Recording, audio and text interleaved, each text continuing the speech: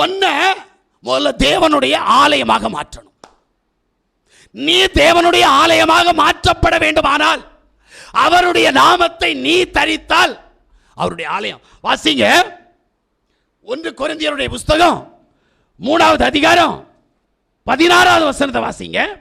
நீங்கள் தேவனுடைய ஆலயமாய் இருக்கிறீர்கள் என்றும் தேவனுடைய ஆவி உங்களில் வாசமாய் இருக்கிறார் என்றும் தேவனுடைய ஆவி உங்களில் வாசமாய் இருக்கிறது என்றும் அறியாதிருக்கிறீர்களா? அறியாதிருக்கிறீர்கள். ஆனால் என்ன கேட்குறேன் அப்படின்னா, எல்லாரும் சொல்லிக் கொடுக்குறாங்க. ஆர்சிக்காரன், சிஎஸ்காரன், பெந்தகோஸ்காரன், லண்டன் மிஷன்காரன், இந்த உலகத்தில் எத்தனை பைபிளை வச்சு பிரிவு இருக்கோ அத்தனை பேர் சொல்கிறான் நீ தான் தேவனுடைய ஆலயம். நான் அதுக்கு வரல. இப்போ தேவனுடைய ஆலயம் நீயா இருந்தா ஒன்றில் ஒரு ஆவி வேலை செய்யணும். அது தேவனுடைய ஆவி. அந்த ஆவி உன்னிடத்தில் வந்தால் சத்தியத்தை உனக்கு கற்றுக் கொடுக்கும். சத்திய ஆவியாகிய அவர் வரும்போது சகல சத்தியத்திற்குள்ள உன்னை வழி நடத்தும் என்று வேதம் சொல்லுகிறது. எது உண்மை எது பொய்ன்னு உனக்கு தெரியலையே. அப்போ உன்கிட்ட ஆவி இருக்கா? தேவனுடைய ஆவி இருக்கா? மனுஷனுடைய ஆவி இருக்கா? இல்லை பிசாசனுடைய ஆவி இருக்கா? நீ தான் யோசித்து பார்க்கணும். ஏன்னா வேதத்தின் ரகசியங்களை பரிசுத்த ஆவியானவர் உனக்கு கற்றுத்தரணும். அப்படி கற்றுத்தந்து நீ அறிந்தால், அதை நீ ஏற்றுக்கொண்டால், அதை நீ தரித்தால் நீ தேவனுடைய ஆலயம். இன்னைக்கு நம்மகிட்ட இந்த குழப்பம் இருக்குது. என்ன குழப்பம்? இந்த கலிஸ்து ஒன்று இல்லாதவங்கிறது கத்திட்டு கிடக்கான். இவன் சொல்றது சரியா? பணக்கார பாஸ்டர்கள், பேர் புகழ் பெற்ற பாஸ்டர்கள், ஒருத்தர் பிளைன் கூட வச்சிருக்கிறார். ஒரு பாஸ்டர் பிளைன் கூட வச்சிருக்கிறாராம். அந்த பாஸ்டர் சொல்றது சரியா? ஒன்னும் இல்லாத இவன் சொல்றது சரியா? அப்படித்தானே சொல்லுவேன். ஆமென். நான் சொல்றது சரியில்லை, அவன் சொல்றது சரியில்லை. பரிசுத்த வேதாகமம் சொல்வதே சரி. ஆனா உன்னை நம்ப விட மாட்டான் பரிசுத்த வேதாகமத்தை. ஏன்? அவன் மோட்டிவேஷன் பண்ணாதான் உன் காணிக்க, உன் தசம பாகம், உன் வீட்டில் இருக்கிற பொருள், உன் சிந்தையில் இருக்கிற பொருள் எல்லாம் அவன்கிட்ட போனாதான் அவன் பணக்காரன் ஆகிட்டே இருப்பான். அல்லேலூயா. ஆனால் தேவனுடைய ராஜ்யத்தை உனக்கு கட்டித்தர மாட்டான். எனக்கு ஒரு எண்ணம், இந்த மோசே மலையில் ஏறி போனால் பாருங்க, அப்போ ஜனங்கள் எல்லாம் பார்த்தாங்க. அங்கே போய் மோசேக்கு பரலோகத்தின் தேவன் என்ன காமிச்சு கொடுத்தார் தெரியுமா?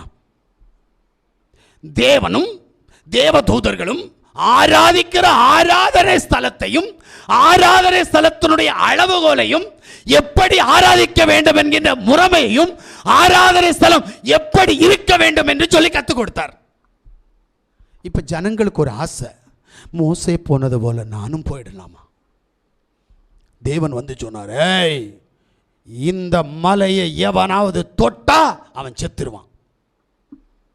இப்ப என்ன செய்யணும்? மோசே வருவான், அவன் வந்து என்ன சொல்றானோ அது போல செய்யணும். இப்ப இங்க மோசேயே காணல. நானும் தேடி தேடி பார்க்கிறேன். காலத்துக்குரிய செய்தியை கொடுக்கிற மோசே இல்ல, அந்த நாளுக்குரிய செய்தியை கொடுக்கிற யோசுவாவும் இல்ல. ஏன்னா பரலோகத்தின் தேவன் சொல்றார், நான் மோசையோடு கூட இருந்தது போல உன்னோடு கூட இருப்பேன். யார்கிட்ட சொன்னார்? யோசுவாட்ட சொன்னார். இப்ப மோசையினுடைய செய்தியும் இல்லை, யோசுவாவுடைய செய்தியும் இல்லை. என்ன அப்படின்னா, ரட்சிப்பார், உன்னை ஆசீர்வதிப்பார், உன்னை உயர்த்துவார், உனக்கு போதியவைகள் எல்லாம் தருவார், உன் சந்ததி அப்படியாக உயர்த்த போகிறார். நம்பு. சீடியை வச்சு ஜோம் பண்ணா நோய் போகும். ஊழியக்காரன் தொடச்சு போட்ட கர்ச்சிப்பை போட்டா அது அந்த நோய் போகும். அவன் சாப்பிட்டு போட்ட மிச்சத்தை சாப்பிட்டா உனக்கு எல்லா நோயும் குணமாயிடும். என்னெல்லாமோ கற்றுக் கொடுக்குறானுங்க. வேதத்தில் ஏதாவது இருக்கான்னு சொல்லி என்னைக்காவது யோசித்து பார்க்குறியா? அது யோசிக்கிறதுக்கு ஞானம் இல்லை, அது யோசிப்பதற்கு புத்தி இல்லை. அப்ப எப்படி நீ தேவனுடைய ஆலயமாக மாறுவாய்? பரலோகத்தின் தேவன் சொல்லுகிறார், அப்போஸ்தலருடைய புஸ்தகம் 7வது அதிகாரம் அதனுடைய 49வது வசனத்தை சீக்கிரம் வாசிங்க.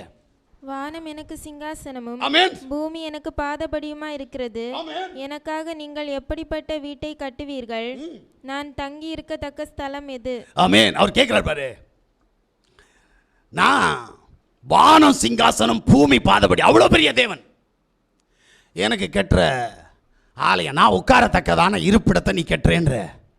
நீ எப்படிப்பட்ட இருப்பிடத்தை கெட்டுவ? நான் தான் வானங்களில் உட்கார்ந்துருக்கிறேன். வெளிப்படுத்திட்டு போனா சொல்லுவாரு, வானத்தில் என்னுடைய சிங்காசனத்தை போட்டுக்கிட்டு காலை கீழே போட்டேன்னா அது பூமி பாதபடியா இருக்கான். கொஞ்சம் யோசிக்கிறீங்களா? அவ்வளவு பெரிய தேவனை ஆலயத்துக்கு பணம் செலவு பண்ணி சும்மா கேட்டிட்டு இருக்கிற, சும்மா சும்மா சபைக்கு பணம் கட்டுவான். எதுக்கு? அதான் போலே சொன்னேன், ஒரு ஏழப்பட்டவன் தின்றதுக்கு வழி இல்லாமல் இருந்தால் அவனுக்கு கொடுக்குறியா? பிள்ளைய கல்யாணம் பண்ண கட்டி கொடுக்க முடியலன்னா அவனுக்கு கொடுக்குறியா? படிக்க வைக்க முடியல அவனுக்கு கொடுக்குறியா? இல்லையே, எல்லாத்தையும் தன்வசப்படுத்தி கொண்டிருக்கிற பணக்கார ஊழியக்காரர்கள் தேவனுடைய சமூகத்தில் எப்படி இருப்பார்கள்? நான் ஒன்று கேட்குறேன். நான் ஒரு வேலை செய்கிறேன் இந்த பிள்ளைக்கு, முன்னாடி இருக்கிற இந்த பிள்ளைக்கு போய் நான் ஒரு வேலை செய்கிறேன். இந்த பிள்ளைக்கு தோட்டத்தில் ஒரு நாள் கிளைக்கணும்னு சொல்கிறா. நான் மண்ணொட்டி எடுத்து கிளைக்கிறேன். எனக்கு இந்த பிள்ளை சம்பளம் கொடுத்துச்சு. அடுத்து இவங்க அம்மா சம்பளம் கொடுப்பாங்களா எனக்கு? இங்கே ஒரு ஆள் மட்டும் இல்லைன்னு தலையாட்டுறாங்க. இந்த பிள்ளை எனக்கு கூலி கொடுத்துட்டாங்க. என்ன கூலி கொடுக்குறாங்க? எல்லாருக்கும் 800 ரூபா சம்பளம்னா எனக்கு 1200 ரூபா சம்பளம் கொடுத்துட்டாங்க இந்த அம்மா.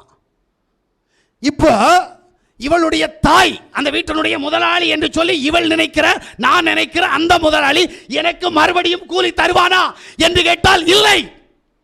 அப்ப சபையில் ஊழிய செய்கிற ஊழியக்காரனே, நீ விசுவாசியிட்ட அடிச்சு போடுகிறியே, சாபம் போட்டு அவர்களை பயமுறுத்தி வாங்குகிற, இந்த கூலிக்கு மேலாக இன்னொரு கூலியை தேவன் உனக்கு தருவாரா?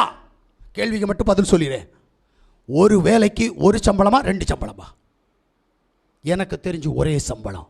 அது எங்கிருந்து வாங்கணும் என்றால் பரலோகத்தின் தேவனிடத்திலிருந்து வாங்கணும். அதைத்தான் தேவன் சொல்லுகிறார். ஆனால் இங்கே நம்ம என்ன செய்கிறோம்? அடிச்சு பிடிச்சி வாங்குறோமே. வேலைக்கு போறவன் காணிக்கை தசமாக வாங்குவான். அப்ப இவன் யாருக்கு வேலைக்காரன்? வேதம் சொல்லுது 2 எஜமான்களுக்கு வேலை செய்யாது. இவன் வேலை செய்கிற இடத்தில் இருக்கிற முதலாளிக்கு கூலிக்காரனா, பரலோகத்தின் தேவனுக்கு கூலிக்காரனா? இதை இவன் முதல்ல அறியணும்.